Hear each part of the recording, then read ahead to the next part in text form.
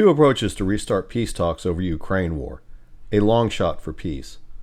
Late Wednesday night and early Thursday morning of April 11, 2024, the Russians launched a large-scale strike of 40 missiles and 40 drones against Ukraine's power-producing infrastructure.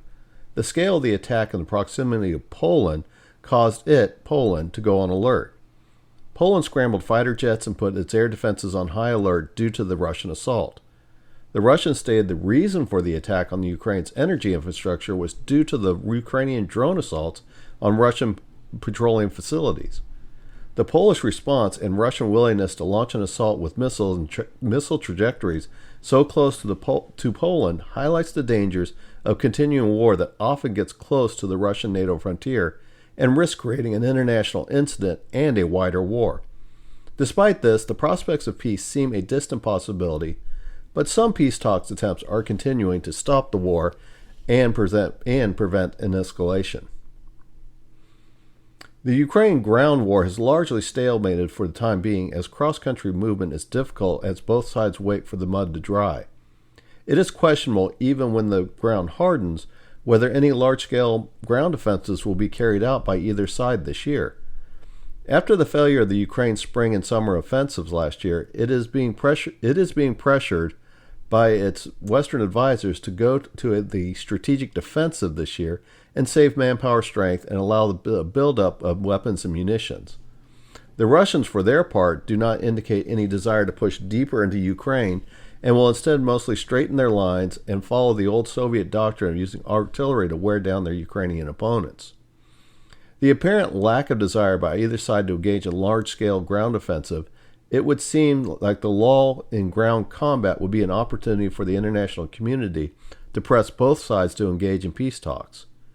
Opponents of peace talks state that neither side trusts the motive of either side to honor peace treaty or an armistice. This is short-sighted thinking and a weak excuse not to pursue peace.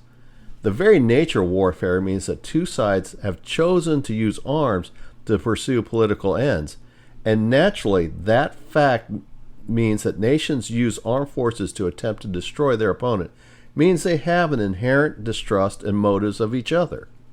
The world has pressured Hamas and Israel to talk.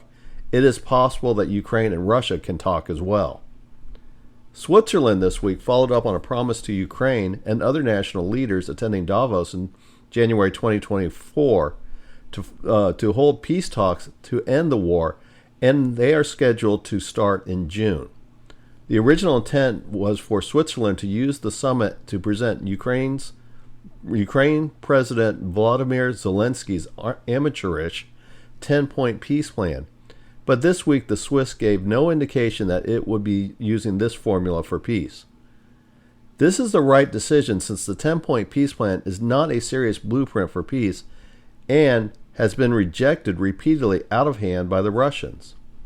Despite this decision by the Swiss, the chances of the Swiss being successful in making any real progress in peace are slim.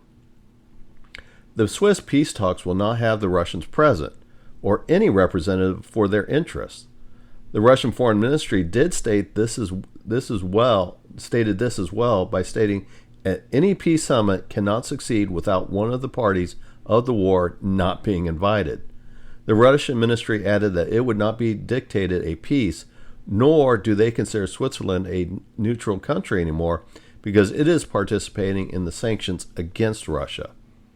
The Chinese have also refused to attend, which means that the Russians will have less pressure on them to join the peace talks. Turkey continues as well to pursue peace talks, or at least an armistice.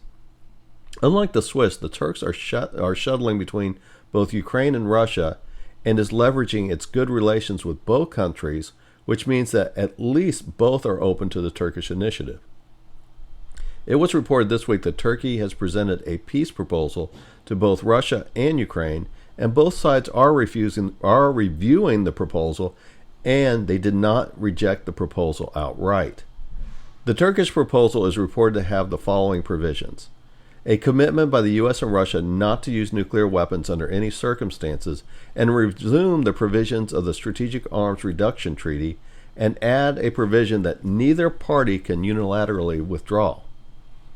All parties agree not to interfere in the internal affairs of either country or attempt to destabilize their governments. Armistice along the current front lines. An internationally monitored referendum in 2040 in Ukrainian territory occupied by the Russians that allows the residents of each of the territories to self-determine their future. Ukraine agrees to stay non-aligned until at least 2040, exchange of all prisoners of war, and Russia cannot object to Ukraine joining the European Union. The Turkish proposal is one that actually considers the broader issues that started the war, such as the breakdown of trust between the U.S. and Russia, expansion of NATO, and both sides interfering in the internal affairs of Ukraine. It also requires all sides to compromise. The chances of the Turkish proposal to be accepted are small, but it is a viable blueprint for an armistice and peace. The Turkish peace proposal or its framework should be adopted by the Swiss as a blueprint unless Turkey has a significant breakthrough with the parties before the start of the Swiss Peace Conference in June. There are many details in the high-level goals that would require tough negotiations, but this should be a real proposal that gets pressed on both sides to at least start peace talks. If either side refuses to even talk, the international community should press to understand and expose the reason for not even talking about ending the war. Refusal to even discuss peace needs to be deeply scrutinized to understand the motive to continue the war and publicize that reason. The politicos in the West believe that Russia is holding out until 2024 and the U.S. election before it decides on peace. Though that this is possible, it should not be accepted as a reason not to try to end the war. These politicos are blinded by their partisan stances because neither likely candidate is going to accept the status quo of today. If Biden wins in November, he will continue pressing for a full Ukrainian aid with the hope of a more compliant Congress to pass it and press NATO membership for Ukraine. If Trump wins, he has stated his peace plan needs to be pursued or he will arm the Ukrainians to the teeth. In addition, the French proposal to send NATO troops is getting more attention, so the longer the wait, the bigger the risk for both Ukraine and Russia for escalation.